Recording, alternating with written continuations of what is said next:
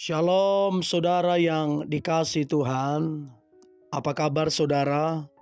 Saya berdoa saudara dalam keadaan sehat, kuat, serta berlimpah-limpah dengan ucapan syukur dan berkat-berkat Tuhan.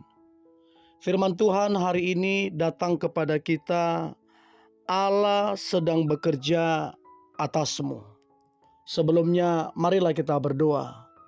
Tuhan Yesus, terima kasih buat hari ini. Hati kami sangat bersyukur atas kasih anugerah Tuhan. Kami percaya Engkau sedang bekerja di dalam kehidupan kami. Kalau hari ini kami mau dengarkan firman-Mu, urapilah kami Tuhan, agar kami memperoleh pengertian. Terlebih kami menjadi pelaku firman-Mu. Kami sangat percaya hidup kami pasti diberkati, dipakai Tuhan, dan menyenangkan hati-Mu. Di dalam nama Tuhan Yesus, kami dengarkan firman-Mu. Haleluya. Amin. Allah sedang bekerja atasmu. Roma 8 ayatnya yang ke-28 berkata, Allah turut bekerja dalam segala sesuatu untuk mendatangkan kebaikan bagi mereka yang mengasihi Dia. Saudara, sampai detik ini Allah masih terus bekerja di dalam kehidupan kita. Sampai detik ini Dia tidak pernah membiarkan kita. Dia ada bersama-sama dengan kita. Nah, saudara, di dalam Roma 8 ayat 28 ini ada dua hal yang penting yang perlu kita ketahui. Yang pertama, ayat ini ditujukan bagi mereka yang mengasihi Tuhan. Jadi apabila kita mengasihi Tuhan, ayat ini jelas ditujukan bagi kita. Yang kedua, ayat ini Allah turut bekerja dalam segala sesuatu. Atau dengan kata lain, dalam segala sesuatu yang telah terjadi, yang sedang terjadi, atau yang akan terjadi, untuk mendatangkan kebaikan bagi mereka yang mengasihi Dia. Turut bekerja merujuk kepada makna gabungan. Turut bekerja artinya pekerjaan bersama, lebih dari satu bagian, saudara. Bila salah satu bagian hilang, turut bekerja ini menjadi tidak lengkap, maknanya bisa berbeda. Karena beberapa bagian dari turut bekerja ini tidak ada. Dengan kata lain, segala sesuatu dalam kehidupan seseorang yang mengasihi Tuhan diperlukan untuk mendatangkan kebaikan. Karena segala sesuatu itu merupakan sebuah gabungan di mana Allah turut bekerja untuk mendatangkan kebaikan.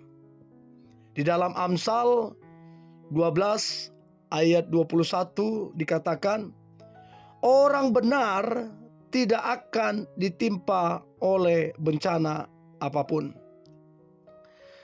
Terjemahan kitab lain mengatakan, orang benar tidak akan ditimpa oleh apapun yang sia-sia. Tidak ada sesuatu apapun dalam kehidupan seseorang, tanda kutip, yang mengasihi Tuhan merupakan bencana, kebetulan, atau sia-sia. Sebaliknya saudara, segala sesuatu, bahkan segala sesuatu yang membuat kita tidak senang ketika menerimanya, adalah bagian dari racikan Allah untuk kebaikan kita.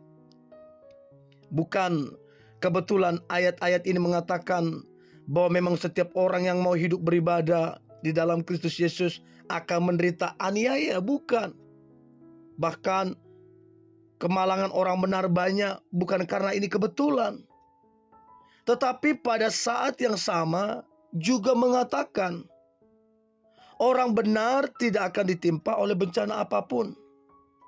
Hal ini menunjukkan bahwa penderitaan, kemalangan bukan merupakan bencana ataupun kesia-siaan. Juga bukan sebuah kebetulan. Sehingga kalau kita membaca Efesus 5 ayat 20, ucap syukurlah senantiasa atas segala sesuatu di dalam nama Tuhan Yesus Kristus kepada Allah dan Bapa kita.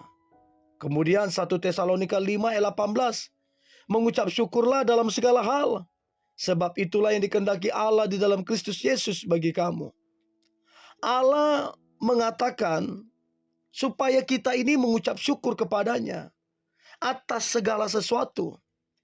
Kita biasanya berterima kasih kepada seseorang karena andilnya dalam melakukan sesuatu yang menguntungkan bagi kita.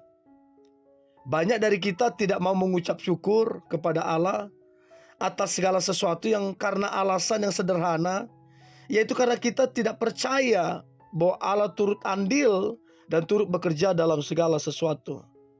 Namun firman-Nya mengatakan jelas, Ratapan 3 ayat 37-38, siapa berfirman maka semuanya itu jadi. Bukankah Tuhan yang memerintahkannya? Bahkan iblis tidak dapat bertindak di luar dari batas yang telah Allah tetapkan. Dalam Ayub 1-2, kita melihat bahwa iblis tidak dapat mencobai Ayub tanpa izin dari Allah. Dan ia juga tidak dapat bertindak lebih daripada yang telah diizinkan. Luar biasa saudara. Lukas 22 ayat 31, kita melihat bahwa untuk menampi murid-murid seperti gandum, ia harus menuntun terlebih dahulu.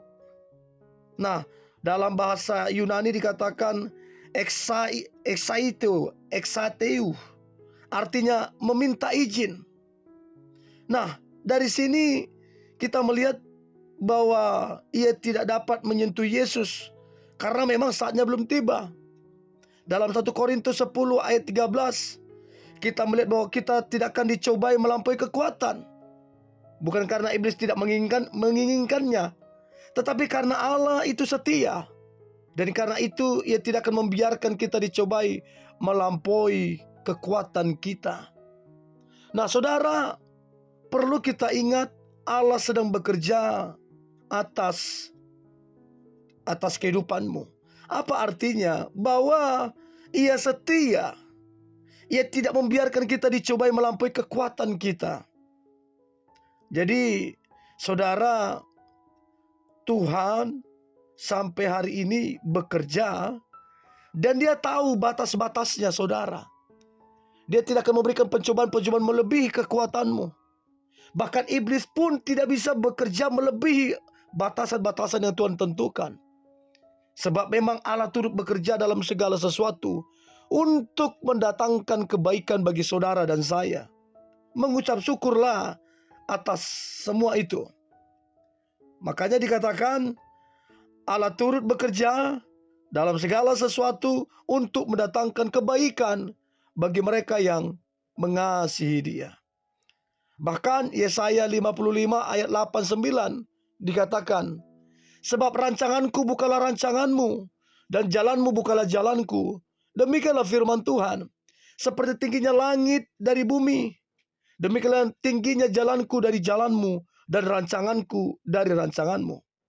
Yeremia 29 ayat 11 dikatakan, sebab aku ini mengetahui rancangan-rancangan apa yang ada padaku mengenai kamu.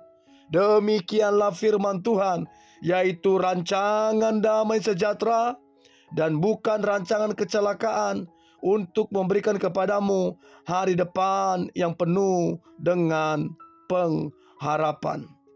Jadi saudara yang dikasihi Tuhan, Allah turut bekerja dalam segala sesuatu. Sampai hari ini dia bekerja dalam kehidupan saudara, kehidupan saya, untuk mendatangkan kebaikan bagi saudara dan saya. Mari kita berdoa. Terima kasih Tuhan Yesus buat kasih-Mu, buat anugerah-Mu di dalam kehidupan kami. Kami bersyukur punya Tuhan seperti Engkau. Kami bersyukur punya Allah seperti Engkau. Engkau Allah yang sangat baik. Terima kasih Tuhan Yesus, Engkau bekerja atas hidup kami untuk mendatangkan kebaikan. Di dalam nama Tuhan Yesus, kami berdoa dan mengucap syukur. Haleluya. Amin.